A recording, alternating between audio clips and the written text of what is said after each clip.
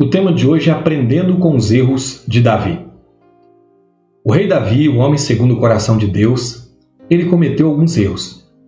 E nós falaremos de um erro específico e um alerta para a nossa vida para que nós não venhamos incorrer nesse mesmo erro e trazer consequências para a nossa vida. E o nosso tema de meditação está em 2 Samuel, no capítulo 11, a partir do versículo 1, que diz assim: Decorrido um ano, no tempo em que os reis costumam sair para a guerra, enviou Davi a Joabe e os seus servos com ele e a todo o Israel que destruíram os filhos de Amon e sitiaram Rabá. Porém Davi ficou em Jerusalém. Uma tarde levantou-se Davi do seu leito e andava passeando no terraço da casa real. Daí viu uma mulher que estava tomando banho. Ela era muito formosa. Davi mandou perguntar quem era. Disseram-lhe: é Batseba, filha de Eliã e mulher de Urias, o heteu. Então enviou Davi mensageiros que a trouxessem. Ela veio e ele se deitou com ela. Tendo-se ela purificado da sua imundícia, voltou para sua casa. A mulher concebeu e mandou dizer a Davi: estou grávida. Esse texto nos mostra algo importante. O texto diz assim no começo: decorrido um ano, no tempo em que os reis costumam sair para a guerra. Ou seja, era para Davi estar em combate, era para Davi estar no meio da guerra. Mas Davi resolveu não fazer isso. Davi resolveu não fazer aquilo que era o correto. Ele resolveu ficar em casa.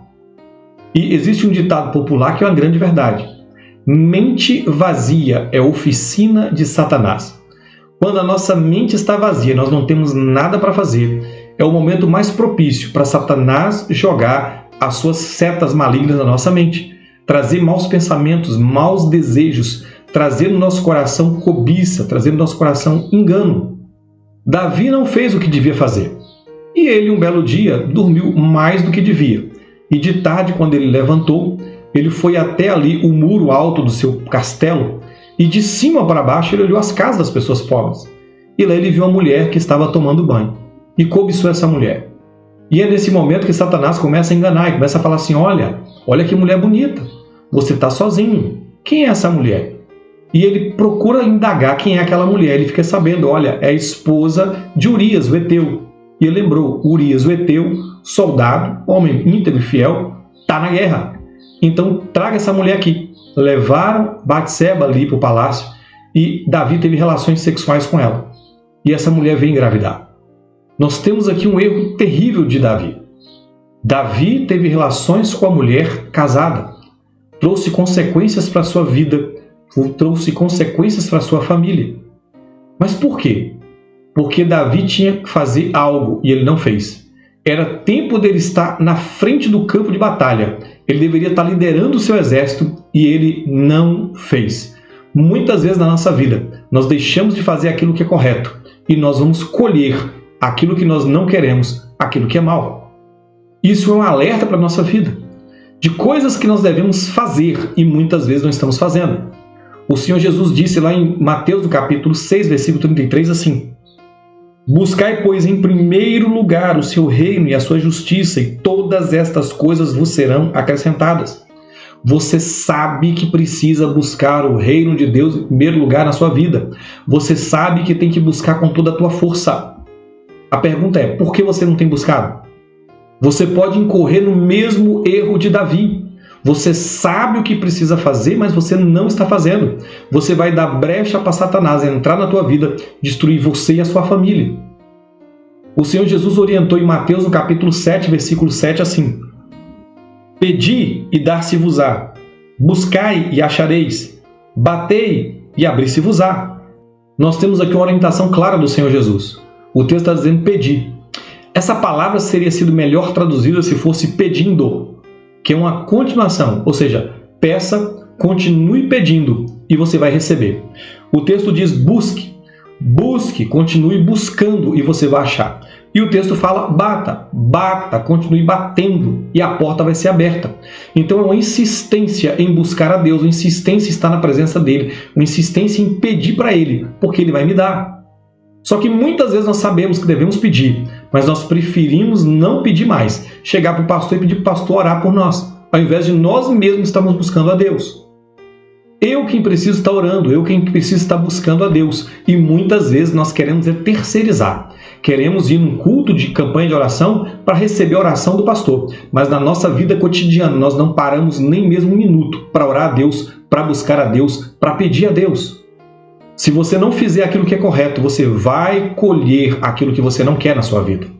O Senhor Jesus deu uma importante orientação lá em Marcos, no capítulo 14, versículo 38, que nós precisamos aprender e colocar em prática, que diz assim: vigiai e orai, para que não entreis em tentação. O espírito, na verdade, está pronto, mas a carne é fraca. O texto está dizendo: vigie e ore, para que você não caia em tentação. Mas nós preferimos arrumar desculpa e dizer: eu fiz isso de errado porque a carne é fraca. O Senhor Jesus não mostrou a carne fraca para o pecado. Ele disse: o espírito está pronto, ele está forte, mas vocês estão cansados. Não dê desculpa à sua carne, não dê desculpa para o seu pecado. Vigie e ore, você sabe o que precisa fazer, então faça. Em Lucas, capítulo 6, versículo 37, o Senhor Jesus nos orienta em algo importante que nós precisamos fazer. Não julgueis e não sereis julgados. Não condeneis e não sereis condenados. Perdoai e sereis perdoados. A minha pergunta para você é: você tem feito isso? Ou você fez como Davi? Aquilo que você devia fazer, você não está fazendo. Por isso que o apóstolo Tiago, na sua primeira carta, no capítulo 22, nos orienta assim: tornai-vos, pois, praticantes da palavra e não somente ouvintes, enganando-vos a vós mesmos. Não adianta eu saber das coisas que eu preciso fazer se eu não faço. Não adianta eu conhecer a palavra se eu não coloco em prática. Não adianta eu conhecer aquilo que Deus quer para a minha vida se eu não estou disposto a pagar o preço para fazer, para alcançar, para realizar. O problema, queridos, é que um abismo chama outro abismo. Davi cometeu um adultério. Para esconder o adultério, ele cometeu um assassinato. Então, quando você deixa de fazer aquilo que você precisa fazer, você vai dar brecha para o diabo, trazer sobre a sua vida pecado. E um pecado vai chamar um pecado maior ainda. Um abismo vai chamar um outro abismo. Não dê brecha para Satanás. Aquilo que você precisa fazer e que você sabe que tem que fazer, faça. E Deus vai abençoar a sua vida e vai abençoar a sua família de uma maneira poderosa. Amém? Eu quero orar por você e pela sua família, para que você venha fazer aquilo que precisa ser feito. E não fazer como Davi, que atraiu para sua família destruição ao invés de bênção, porque resolveu deixar de fazer aquilo que era obrigação dele realizar. Pai, eu quero apresentar em tuas mãos meu irmão, a minha irmã, eu quero pedir em favor dessa casa, dessa família.